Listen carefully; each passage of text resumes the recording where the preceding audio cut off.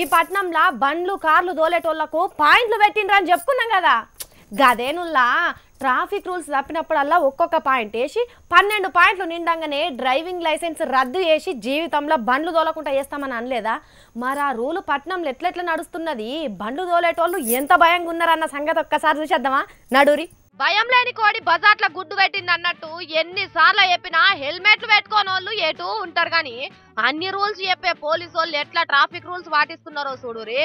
ఆహా, దర్జాగా పోతున్నాడు కదా పోలీస్ అన్న. సర్కార్ ఇచ్చిన బండేనాయే, హెల్మెట్ పెట్టుకోలేదని ఫైన్ ఎవరికేస్తారు? రాసేది పోలీస్ సార్ అయినప్పుడు ఎవరు ఫైన్ రాస్తారు? అందుకే దర్జాగా పోతున్నాడు. ఇగో మనోడు డ్యూటీకే పోతున్నాడు పాపం, హెల్మెట్ పెట్టుకున్నాడు మర్చిపోయిండు. అయ్యో, ఇక గీ అన్న కూడా అంతే. అబ్బా, గీ కాక చిన్న బండి వేసుకొని పోతున్నాడు కాబట్టి ఏం కాదనుకున్నట్టున్నాడు.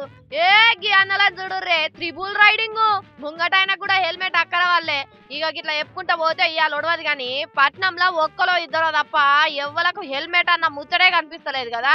మరి గా పాయింట్ల పద్ధతి ఏదో పెట్టినాము, ఆన్లైన్ లోనే అన్ని చూసుకుంటాం అంటున్నారు కదా. ఏది ఈ పోలీసులకా భయమే లేదు.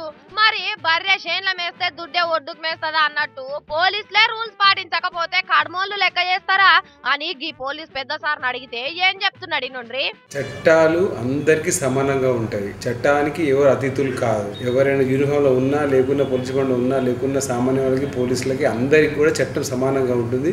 ఎవరు తప్పు చేసినా తప్పే. సో పోలీస్ డిపార్ట్మెంట్ అని చెప్పి ఎగ్జామ్షన్స్ ఏమి ఉండవు. అగో గట్లనట.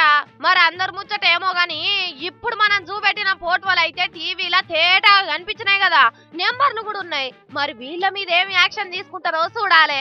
అయితే గాని అన్నలో పోలీసులే హెల్మెట్ పెట్టుకుంటలేరని మీరు కూడా హెల్మెట్ పెట్టుకోకుండా పోయారు.